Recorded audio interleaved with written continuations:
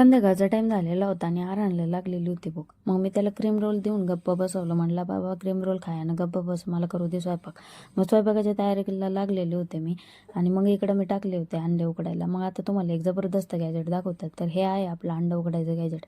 म्हणजे याच्यामध्ये फक्त अंडेच नाहीत, तर ज्या पण गोष्टी स्टीम करतो ना आपण, म्हणजे आपले जे पण पदार्थ स्टीम करायचे असते ना, ते सगळे पदार्थ होता याच्यामध्ये. याला अजून एक भांडं आहे. इकडं आरांज बाप्पा नेमके काय घेऊन वाचत होते ते सांगतेच मी तुम्हाला पुढं. मग आपले अंडे उकडलेले होते म्हणलं, तुम्हाला इथं कळलंच असं ना, आपली रेसिपी होती, रात्रीच नियोजन होतं आपलं अंड्याचं. मग आता अंडे उकडले म्हणजे काय, आपल्याला अंड्याची भाजी नव्हती करायची, पण आपली रेसिपीच वेगळी, कारण आपलं पॅटर्न आहे, आपणच वेगळं आहे. मग इकडं आपण आहे ना बारीक बारीक कांदा आणि टोमॅटो इकडे परतून घेत होतो. ते परतण्यासाठी म्हणजे सॉफ्ट होण्यासाठी त्याच्यामध्ये मीठ टाकलं आणि त्याला छान असं परतून दिलं.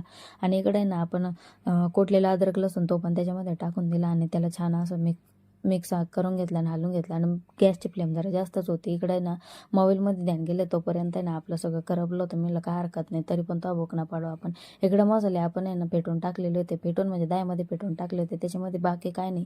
पण आपलं मटण मसाला, धना पावडर आणि थोडीशी मिरची पावडर एवढेच मसाले होते. ते छान छान आपण असे दहीमध्ये पेटून घेऊन त्याच्यामध्ये टाकून दिलेले होते. का असं जर करून टाकलं तुम्ही मसाल्याला आणि आपल्या कोणत्या पण रेसिपीला टेस्ट येते.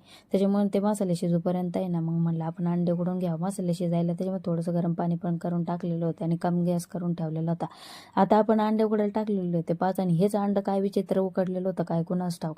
काय सगळे अंडे व्यवस्थित उकडलेले होते. मी म्हणलं त्याला काय नेमके रागबेग आलेला होता काय, ते पण कळलं नाही. पडून पाहिलं ते सगळं व्यवस्थित होतं, पण मग ते कमून असं झालं काय कुणास ठाऊक. त्याच्यानंतर अंड्याचे असं आपण चुरा करून घेतला. तुम्ही म्हणता ना असं कम करून घेतला, कारण आपण असंच खातो. अंड्याची चटणी डायरेक्ट फोडून करायची ना तुम्ही म्हणता, तर तसं काय आपल्याला आवडत नाही बाबा. ते काय फार विचित्र लागत. आपण अशी करत असतो दरवेळेस अंड्याची चटणी, तशी एकदम घाई असली मग तशी पण करतो आपण, पण आपल्याला अशी जास्त आवडते. त्याच्यानंतर हे सगळे अंडे याच्यामध्ये मसाल्यामध्ये मिक्स करून छान असे मीठ वगैरे टाकून आणि थोड्या वेळ शिजू दिले. याला काय शिजू द्यायची गरज पडत नाही, कारण हे ऑलरेडी शिजलेले असते. आपली रेसिपी तयार झालेली होती. आणि त्यानंतर दूध गरम करायला घेतलं, तर दूध अर्ध खाली सांडलं होतं. अर्ध खाली सांडलं म्हणजे आपली बरीच नुकसान झालेली होती. इतकी तो वाटत होतं जेवायला. म्हणलं पण आता काहीच करता नाही येणार म्हणून पुसून घेतलं. आरांचे पप्पा बोलते म्हणून मी म्हणलं पटापटा पुसून घ्यावं, त्यांचं मोबाईलमध्ये ध्यान तोपर्यंत. तर त्यांनी बघितलंच.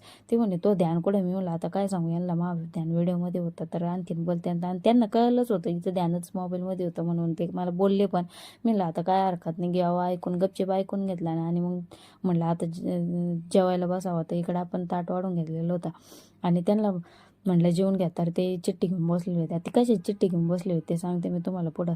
त्यांना म्हणते टाका आणि अगोदर जेवून घ्या. मग त्यांनी जेवायला सुरुवात केली. त्यांनी पहिला घास घेतला आणि आरांना भरवला. आता आरांचं काम कसं आहे माहिती आहे ना, त्याला एक तर खायची वेळेस एक तर मोबाईल लागतो, नाही तर मग गाडी लागते. नाहीतर मग तो